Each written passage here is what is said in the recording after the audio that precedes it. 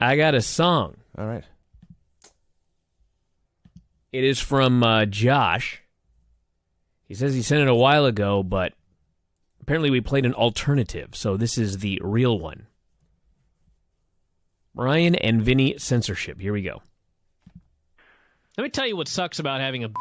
I've got to wash this thing regularly now. And you're not a fan of showering in general. Well, it's just ridiculous that I have to wash my... I had never even heard of such a thing. It's never been long enough that I've actually had to wash it. Like with shampoo and everything. And let me tell you everybody else something that's seen these pictures and have made fun of my... Ed in San Antonio himself said that my was much more mighty in person than it was when you see it in photographs. Photographs do not do my justice. Well, I think when you use a photograph, you have the flash on, and so it illuminates the pale, pasty flesh underneath it. My is mighty, everybody. It's a good, at least an inch long right now. And it just doesn't look like that in photographs. I don't know why, but it doesn't. But it is, in fact, a great... So anybody who's making fun of my can just go to hell. The fuck was I talking about? Hair? Me? You know what? I bet it was my haircut. Had to have been. All I know is I, on the phone, sound like Lance. I thought that was Lance Storm until halfway through. I thought, wait, that's me. Maybe it was Lance. I think it was me. Maybe it was Lance. All right, let's do NWA World Championship Wrestling. All right. Open with clips of the Rock and Roll Express and the Midnight Express brawling. And then Tony Schiavone gave us heartbreaking news. Oh, man. I didn't realize at the time. Yeah, neither did I. But I did at the end. David Crockett was not there. He was on special assignment. What does that mean? I don't know. No, I need to know. Well, I don't have I can only imagine what special assignment David Crockett could sent David Crockett on. I watched this show... Because he's a mark. Yeah. Like, what can you trust him with? An autograph signing. Oh, God, no. No, I take that back. You're right. He would not let the fans in. He would just get all of his shit out autographed. Yeah. He'd come with a truckload of stuff to get autographed. God, that's a good question. I don't know. They couldn't even make something up because it was so ridiculous. It was a special assignment. Now, I watched this show not quite. This is a year or so before my time. But from 1987 till about 1990, I watched this show pretty much religiously. If it was on 52 weeks a year, I watched at least 48 of those shows. And I always thought, even at the time, I thought David Crockett was terrible. See? And we've gone back and watched some of these, and I thought, man, he's not very good. All his calls are just look at him. He doesn't really know what's going on. I owe David Crockett, really all of Jim Crockett Promotions, an apology. I did not realize how great he was, and it was abundantly clear when he was not there. Oh, yeah. On this show. Well, let me say this. I thought that Tony Schiavone Solo did a fine job, because it wasn't like I was really missing David Crockett when Tony Schiavone was just calling the action. But then whenever they showed a clip and David Crockett was calling the action, yes, it was like, where is this man? Yeah. Where did he go? Schiavone was adequate. Yeah. There was no point in the show where I thought, God, Schiavone sucks. But it was a flat, boring show, and then about 3/4 in, there was some clips of David Crockett, and I thought, holy crap, where's that guy been? See, the other thing, Vinny, is if you've been watching SmackDown, which I know you're not, no, you would realize that, in fact, the announcers fucking suck nowadays. Oh, yeah. Mauro Ranallo is great. And when you watch him, you suddenly realize, holy shit, everyone else sucks. So it's not even so much that you owe David Crockett an apology. It's that you should demand that WWE fix their fucking announcer problem. Because that's why he comes off so good, is because the guys today are so absolutely horrendous. Yeah. Horrendous! Well, there's many problems they have that they seem to think are just fine. So they are what they are. Clearly, Vince is not watching these tapes that are going up in the network. Of course not. Are you kidding? They announced that at the, what was the name of their big show? The Champions on TBS? Oh, the Superstars on the Superstation. Superstation, Yes. yeah. The Midnight Express had defeated the Rock and Roll Express for the World Tag Team titles. Oh, that's right. We never got a chance to watch that. I forgot. We did not watch that show. Fuck. Not available on the network. Yes, By the way, yes, we all know it's on Daily Motion. Please stop sending us links. Well, we know. You're going to get another one. There's no new Raw this week. Okay. And so we're probably going to have to watch the Thursday Raw Thursday on Daily Motion. I see. So apparently it's an important show because it's the show where Sean loses his smile. Yes, that's a big one. So we'll watch that one, since everybody's been asking. We'll watch that one, and we'll watch Nitro. So now you know what we're going to be watching. Okay. We had our main event in the opening segment. Jimmy Valiant versus David Dellinger. David Dellinger. Uh-huh. That's a new jobber. So Valiant's doing his entrance, and he's high-fiving all the children. And he makes his way 3/4 around the ring, and there's a grown woman holding her hand out for a high five. And he takes her by the hand, pulls her to her feet, passionately kisses her on the mouth, and lets her go. And she sits down. She is not disgusted. She is not outraged. She is not appalled. She's not elated. She's not thrilled.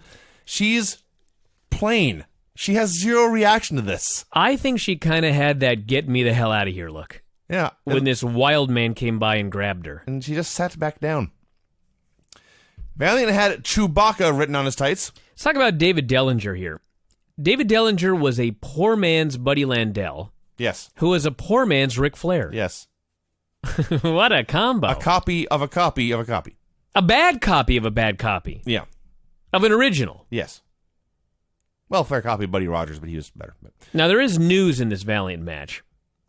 First, he danced, and he had the awful dubbed-in piano music. Then he applied a thumb to the throat, or as Finn Balor would say, the trote, and a poke to the eye. And then he did a backdrop. And then he did a nerve hold. A lot of nerve holds. And then he rammed the guy into the buckle. All legal moves. Yes. It appears that he has turned a corner on his rule-breaking ways. Well, part of it is this went longer than all the other Valiant squashes we've seen so far put together. And that's unfortunate. It was like, yeah. That is not a positive. Some things are better in small doses, and Jimmy Valiant fits that category. So he ran out of cheats.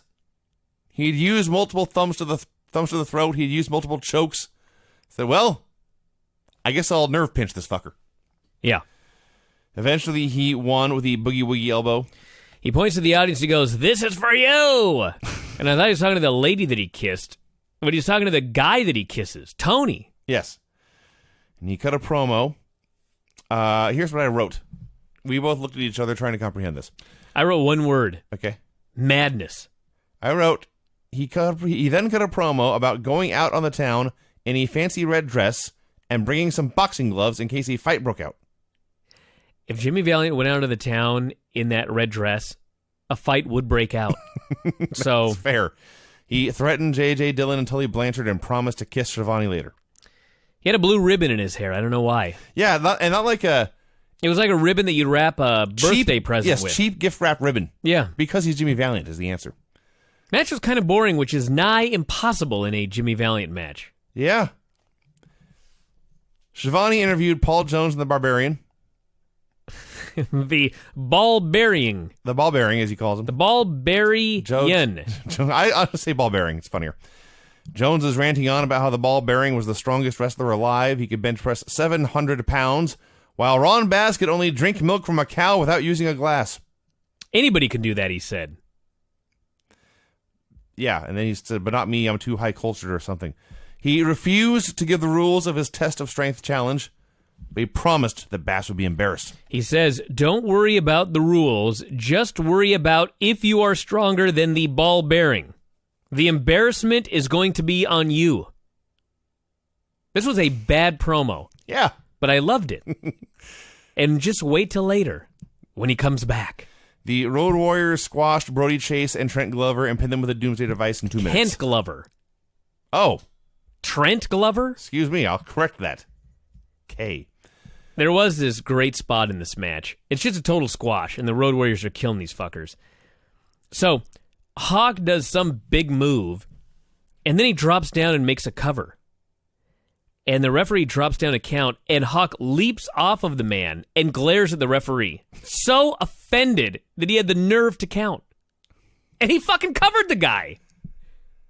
There are days, I always thought that Animal was the slightly bigger of the two.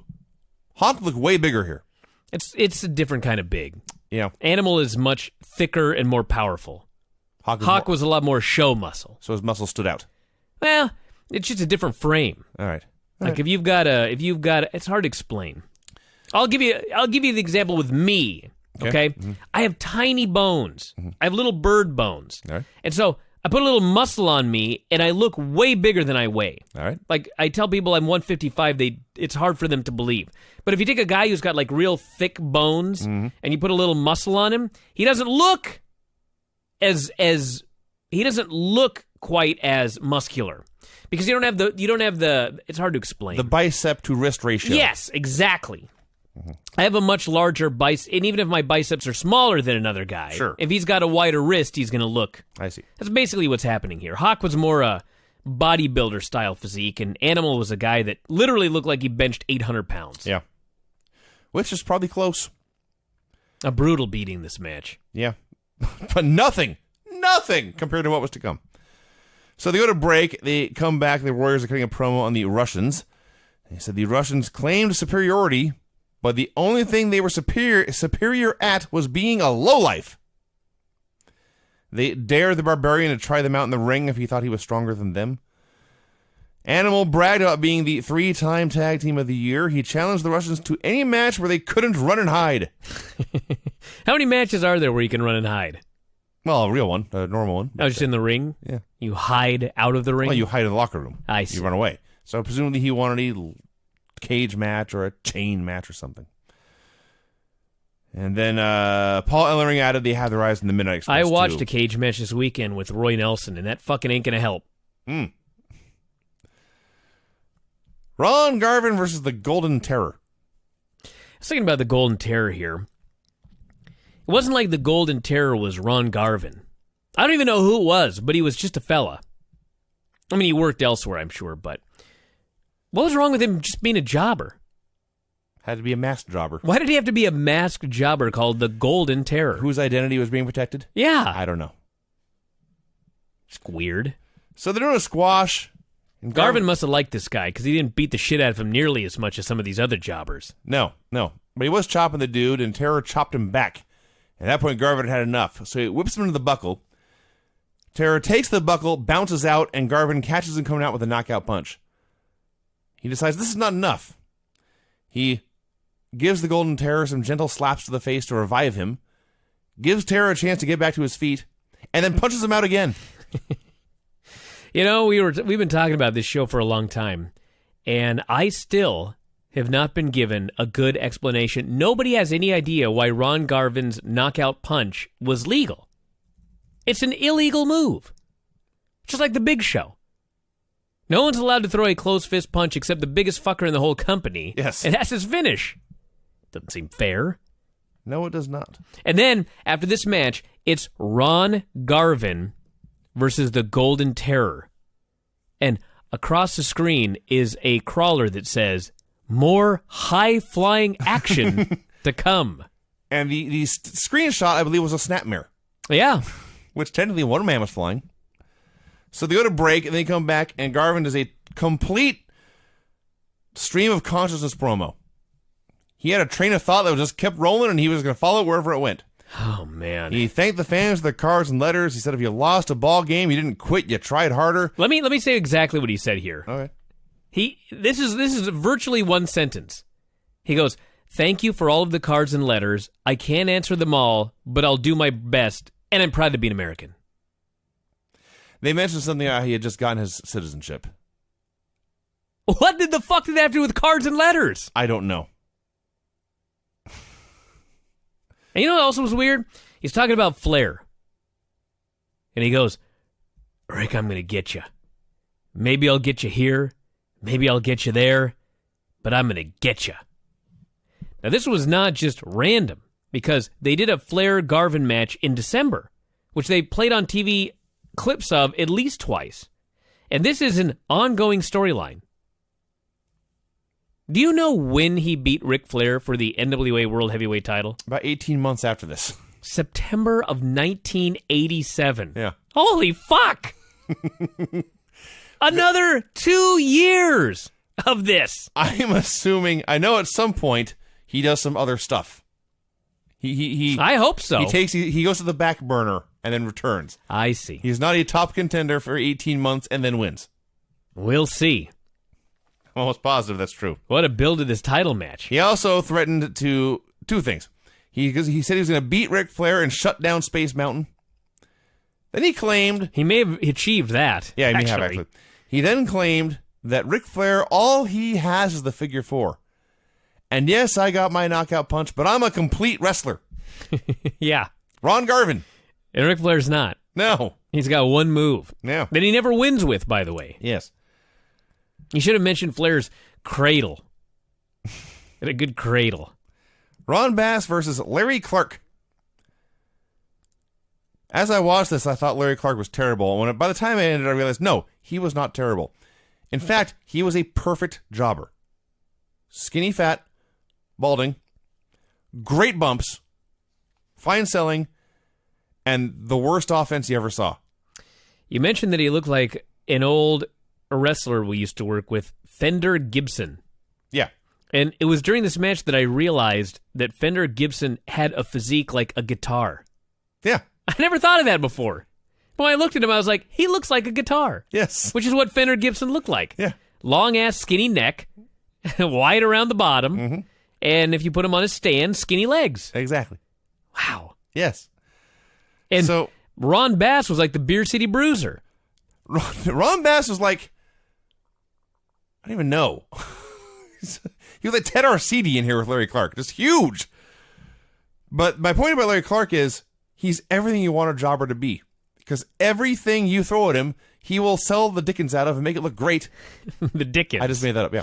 Then, when he's on offense, he's so bad, everyone will cheer for you to go back on offense again and cut him off. So, Bass, the gimmick is a big, thick, strong guy anyway, but the gimmick is he's going into the strength contest with the Barbarian. So, got to prove that he's strong here. So, he does shoulder blocks, he does a lot of slams, just muscles the guy around. And eventually, he got the pin with a claw hold. He is a strong man. He is a strong man. But not as strong as the Barbarian, as we'll find out later. No. So Bass then goes to cut a promo. He says, Paul Jones, no idiot. He was not. He did not blame Paul Jones for not giving away the stipulations to the strength challenge. But he is appalled at men like Jones, who make a living off the sweat and work of another man like Jones is doing with the Barbarian. The ball bearing Yeah. end. Did he say it too? Yeah, he did. Yeah. I think that's his name. Are we sure it's the Barbarian? The Barbarian? He dared Jones and the Barbarian to fight him in the ring, but bring that $10,000 because I'm not backing down. I gotta say, the man could talk. It's number one. Yeah. And number two, he had a squash match with Larry Clark, and then he goes over to do his interview, and his impeccably groomed handlebar mustache unchanged. Yeah. Like, not a hair out of place. Not a whisker out of place. No. That was impressive. Shivani interviewed Baby Doll.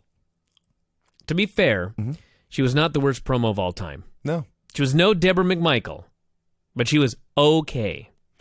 She was, I wrote adequate. Sure. I did note Dusty would have been better. I think that's fair to say. She claimed Dusty was not there because he was filming scenes in Willie Nelson's movie. Did Willie Nelson make a movie? Well, Look that up. So she cut a promo on Arn and the Russians saying America's team is going to come back and get you guys and just whatever. Willie Nelson. Let's see here. He's got a long Wikipedia. Well, yes. It's surprising. Let's see. Oh, my God. Discography and other works. There is a section for films, and you actually have to click a link for further information. He has appeared in many films, it says, and that is correct. It looks like about 30. Oh, And in many of them, it says he plays himself. I see. Austin Powers, for example. So let's see. If she said, he had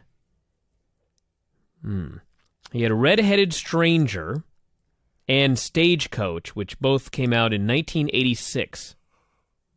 So I would presume, or Once Upon a Texas Train, depending on how long it took for production. Right. So he was making a movie at around that time. Oh, there you go. Who did he say was in it? Dusty Rhodes. Oh, Dusty Rhodes. Why don't I just do... the fuck? I can see the wheels turning. What the fuck am I wasting my time for? grind. Dusty Rhodes, Willie Nelson. Huh. Anything come up? I don't see anything right off the top of my head, but I'll keep looking. All right. Barbarian versus Tony Zane. By the way, Dusty Rhodes probably has an IMDb page. If he's done anything. It's another good one. Tony Zane, not a skinny man. No, you know what's funny is if you're an older person, my age or older, and you are into bodybuilding, when you hear the name Zane, the first thing you think is Frank Zane. Mm-hmm. This fucker was not Frank Zane. No. No. You know who he looked like, actually, a lot? He was Lank Zane, except he was fat. That didn't make any sense. Nice try. That was a good effort. Most of you, if you did see Adrian Adonis, you probably saw the 400-pound transvestite Adrian Adonis at WrestleMania 3. If you go back 10 years, 5 years before that.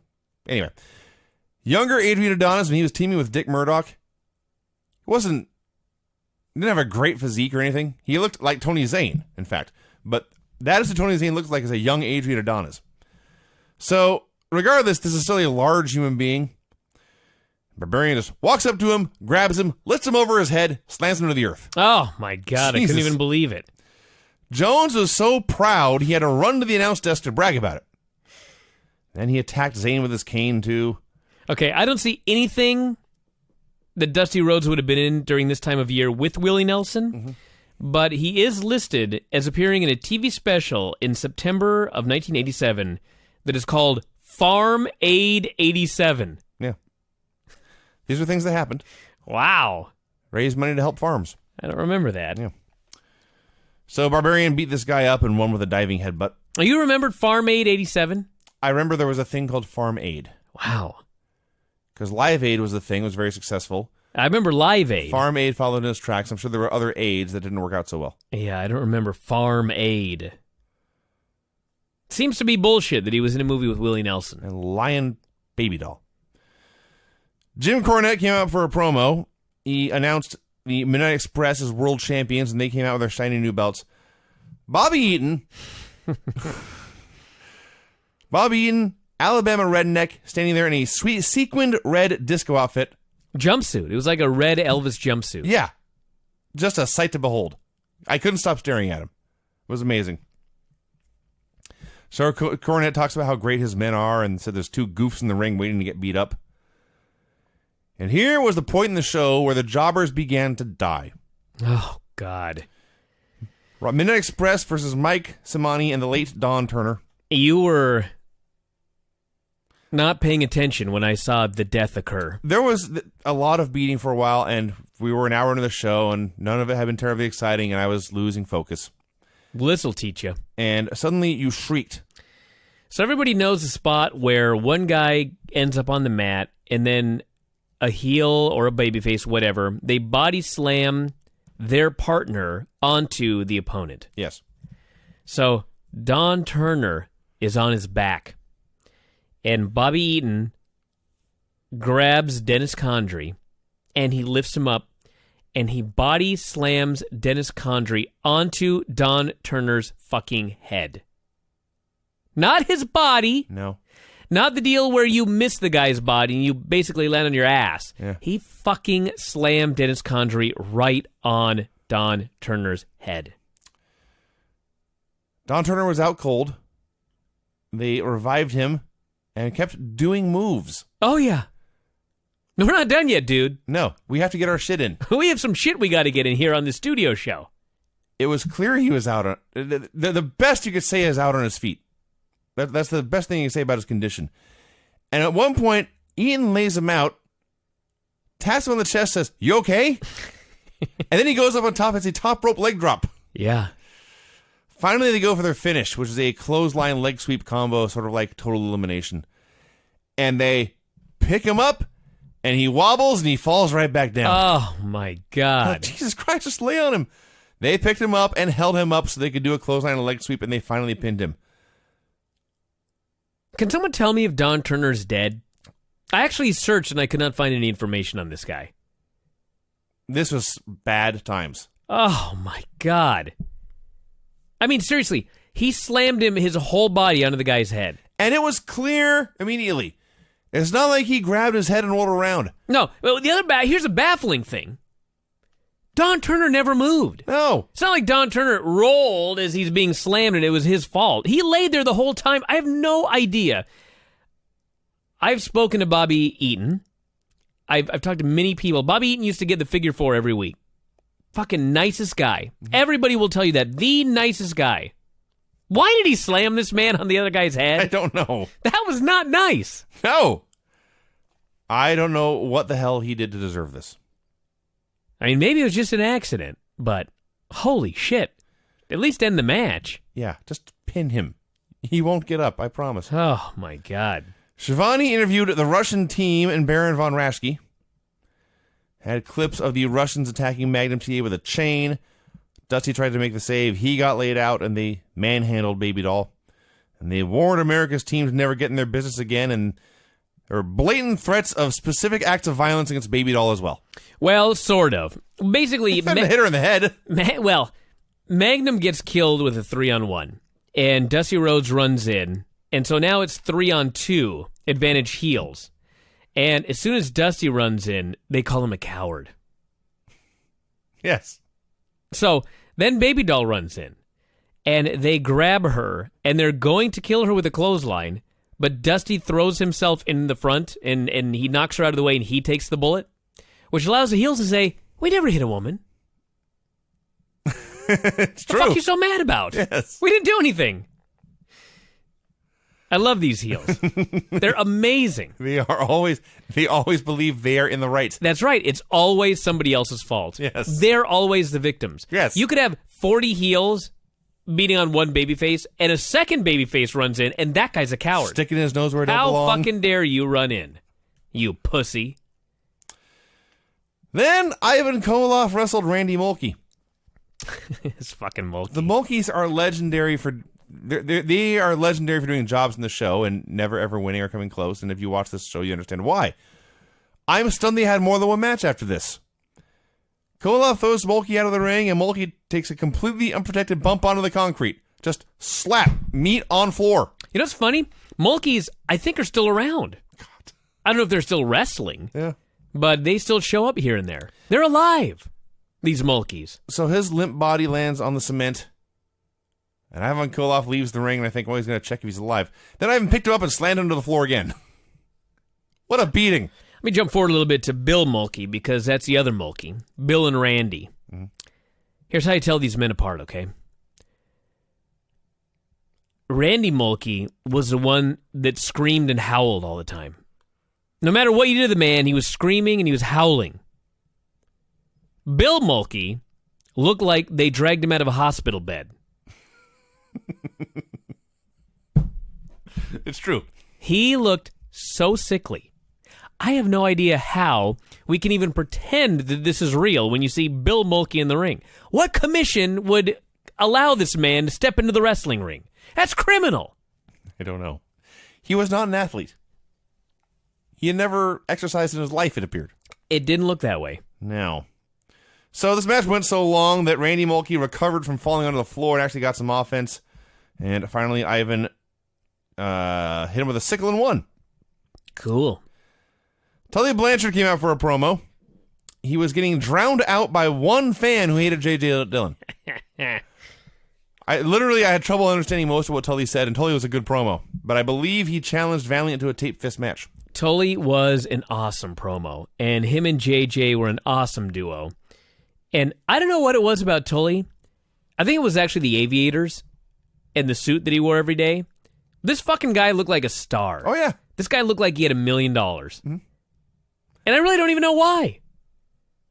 They always just mentioned Tully Blanchard Enterprises, and there was a portfolio of investments and securities that had him just making money all the time. But I mean, there were a lot of guys that came out in suits. Like J.J. Dillon wore a suit. And J.J. Dillon looked like he was a man who had a lot of money. Mm-hmm. But he didn't look like he was rolling. Sure. For some reason, Tully just looked like he was fucking rolling. Yes. And he was also only 32. He looked 45. Well, wrestling is hard. It was hard in the 80s. Yes. It's better today, I think. Tully's line, excuse me, it was actually JJ's line. They're talking about sending Valiant on a vacation. And they said Tully's fists were named Venus and Mars, and they were going to send him on a galactic trip. Oh, yeah? Yeah. That's a different line. Paul Jones returned. This is the best part of the show. And yes, I am saying that about a Paul Jones segment. He was outraged. Outraged, I say, at the accusation that he was making money off the sweat of the ball bearing. He said Bass didn't have any guts in his body, and he's running his mouth, and now Bass is outraged.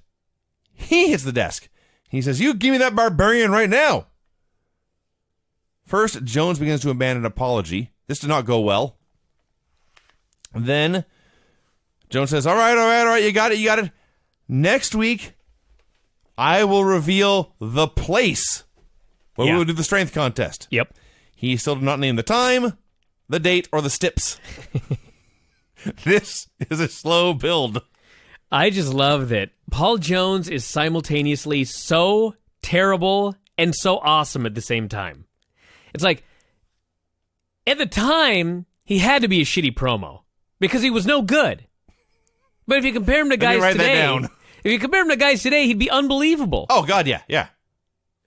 Hey, I love Paul Jones. How the fuck could you not like Paul Jones? I believe this man believed what he was saying. Yeah, I believe he is number one. He is number one Paul Jones.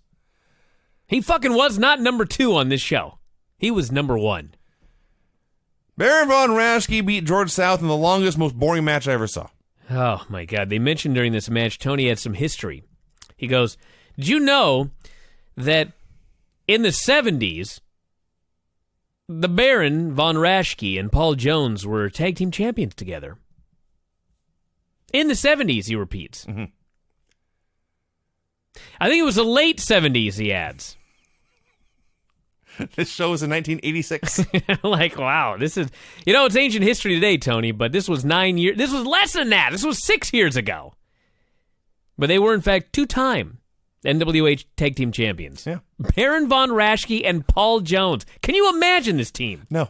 Somebody looked at these two men and went, putting the belts on you tonight. Didn't we go back and watch some 1970s NWA stuff, and Paul Jones was no good then? Hey, we need to go watch it again after this show. Maybe we do. Because I think you were wrong. I've been wrong before. Yeah, today at the Super Bowl. Yeah, well, indeed. Baron won with a brain claw. A brain claw. There were shouts of how boring this match was, and Tony Schiavone spent his time doing birthdays and anniversaries. And history. Yeah. Tully and JJ came back out for a promo, and my first reaction was, I know exactly what you're going to say. You were just here. Yeah. And then what did you decide? I'm so happy they came back. Exactly. This was a much better promo than their first one. Dylan noted that Dusty Rhodes had already gotten bored with Baby Doll and was now just letting her walk around all by herself. And before too long, she was going to embarrass him just like she had embarrassed Tully. Oh, man. And Tully said, she came He out. knows his devilish women. Tully came out, says, when Baby Doll was by my side, I did my best to keep her in the background, and I saw her come out tonight and try to be all eloquent and to give a speech, and now you know why I put her in the background. The burials on this show, they're so great. It showed Tully giving Dusty a very scary pile driver. There had been a match for the national title. It was on the Superstars for the Superstation show. Now, because it was on that show, instead of a 60-minute time limit, it had a 20-minute time limit. Oh. So the time limit expires, and then after the match, they're still fighting. Tully hits his pile driver, and he leaves with the belt. So they go back to the studio. Because the heels all destroyed Dusty. That's the key. That does happen a lot. Well, the key was they go back, and Tully goes, see what happened right when the match ended? Yeah. If it had gone 5 more minutes, I'd be the champion. That's right. I left him laying. Y'all saw it. And they're trying to point out Tully, the pile driver, is an illegal maneuver. He wasn't having any. Not just that. All the dudes that ran in and helped. Oh, that too. There was many people involved in this. So he said, yes, you all saw me leave Dusty lying, and I challenged Dusty to give me a title match anywhere. And what made this great was David Crockett doing commentary. Yes, that's what I forgot to mention. As the heels. How could I forget that? This was the first moment where I really missed him. But it wasn't until the end of the show that I realized how much I missed him. Arn Anderson versus Bill Mulkey. This was the Mulkey who looked like he was gravely ill. On a night full of terrible jobbers, Bill Mulkey stood out as having a terrible physique. Yeah. This guy... He was the worst of the worst. Oh, man. Oh, man. Now, you didn't like this match. I did not like it. Mm-hmm. It was the 14th boring squash Yes. and night full of boring squashes. I would much rather watch Arn Anderson do a boring squash than the Baron or Ivan Koloff or most of these guys. Because Arn is great. That is fair. So he beat the hell out of this dude. He won with a gourd buster. Most important thing about this was Arn afterwards when he goes and he cuts his promo. Yes, the promo. And keep in mind, this is 1986. And Arn Anderson essentially references the smart fans in the studio. And he says, all of you know who the great wrestlers are. And it's guys like me and the Horsemen, not Dusty Rhodes. And folks cheer. Yeah. Because smart fans preferring bad guys is not fucking anything new. No. It's been around forever. Yes. He acknowledged that the Four Horsemen and the Midnight Express were the people who sold the tickets.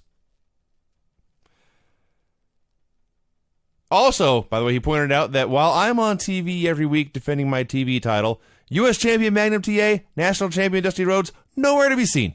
It's true. And he's right. Well, he is the TV champion. That's his job. It's part of being that champion, yes. Nikita Koloff beat Big Bill Tab. Who was smaller than Nikita Koloff. Well, that's true. He was medium Bill Tab. The highlight was Nikita doing the neck snap and shouting something about the stinking Road Warriors. I can't understand a word he says when he's speaking. I know. But he calls them the Road Warriors in a match. I hear everything. He spoke perfect English, but when he did his gimmick, Yeah. he couldn't speak anything. Yes. The Rock and Roll Express cut a promo. God, this... I realize that Jim Cornette is a heel. But on this show, all of the heels are speaking the truth. And the babyfaces are such dicks. Oh, yeah. Ricky Morton. Little Ricky Morton. The greatest babyface of all time, some people would say. Which is not true, especially after this promo. Comes out and he calls Jim Cornette's mother a horse. Says she has alligator bags under her eyes. Yes. Cornette had a line about how Mama Cornette bought horses named Dennis and Bobby so Yes. they could win the Kentucky Derby. And Ricky says Mama Cornette should be running in the Derby. And then, after he calls her a horse and says she has alligator bags under her eyes, he threatens to reveal, I believe, that Jim Cornette's mother is a whore. Specifically, he was going to tell the world how she made her money. Then he said, if you know what I mean, dude. Yeah. Wow. Well, you see, he was trying to bait the heels into giving them a rematch. It's not just that. But as we'll get to when we get to the Road Warriors match, they just lost the tag titles. Mm-hmm. They're not crying. They're not joking. No. They're fucking pissed off. Mm-hmm. And they're determined to get revenge. Yes. How novel. Indeed, indeed. So they showed the finish to the tag match. I found out why David Crockett wasn't here. All hail David Crockett. He died. He had a heart attack in the middle of this match. I see. Don't do that to me, dude. What, I mean, right now in the middle of the show. So, the finish of the match I will describe, but it's not what's important. There was a ref bump. One of the rock and rolls got hit with the tennis racket, and the Midnights got the pin. The key is that David Crockett was on commentary at ringside. So he's marking out for everything the Express do.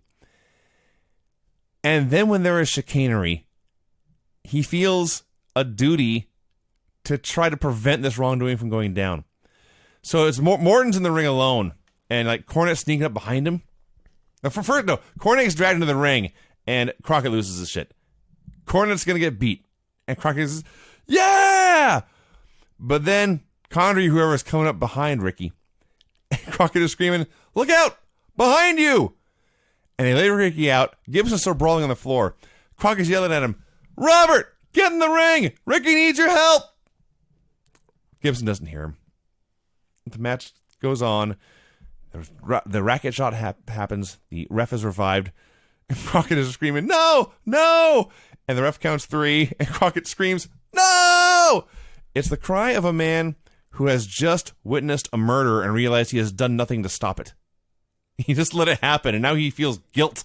Who the fuck could not love David Crockett? I don't know. I mean, But I must have been a terrible child. he was so outraged at this wrongdoing that I was outraged. I could not believe what I was seeing in the ring. Just because of David Crockett. Yeah. I was living vicariously through this man who was so passionate about it. He was amazing. You know, while you were doing that rant, I got a text here. Swear to God. It says here, from CNN, 2016 is the year of the monkey. Ah! What a weird coincidence. I thought you were actually going to say moose. No, maybe they were watching Ring of Honor and They thought changed that it was important. You want to clarify? Yeah, make Despite sure that the erroneous reports of Stokely Hathaway, yeah. we must correct him and say it's the year of the monkey. So they go back to the studio. And my other thought on the Rock and Roll Express, and this is nothing new, but is Robert Gibson the luckiest wrestler of all time? Let me think about this. He was a good wrestler Yeah. who got his wagon hitched to a great wrestler. Yeah. And they're doing this promo, and Gibson's really bad.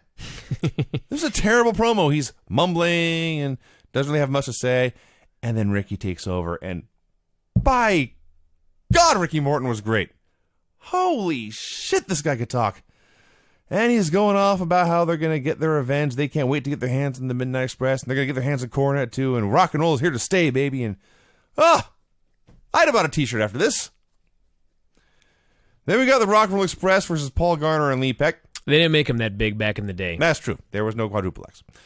So, we've seen some Rock and Roll Express squashes, and they tend to go long, have a lot of hammer locks, and they just do whatever for a while, and this double drop kick, and then the end. These Rock and Rolls were pissed. They beat the hell out of these dudes. They did not waste time. They wanted like 2 minutes. Yeah. They wanted to send a message. Done. And then Cornette and the Midnights came out, and the two teams shouted at each other for a while, and that's how the show went off the air. That show did end with the best segment, that's for sure. But It ended very well. Yeah, up to that point, this is one of the worst episodes of the season. Just a lot of squash matches. At least we're going to get the payoff to some of these angles here very quickly, like the test of strength. Yes, I cannot wait to see what they do. I don't remember. I have no idea. I have no idea what they do. I wasn't watching then, so I cannot wait to see what they do for that test of strength. There's no way the Barbarian can lose. He's clearly the stronger man. He must be. They must build this up for a while, and Bass has to be the first man to challenge him and lose. God, Paul Jones on the show. All you can do is drink milk out of a cow. Anybody can do that. What the fuck does that mean? Well, it means you go right to the barn and drink it right from the udder. Oh, wow. Yeah. I have no idea what that meant. Well yes? Got to do Raw. Oh, God.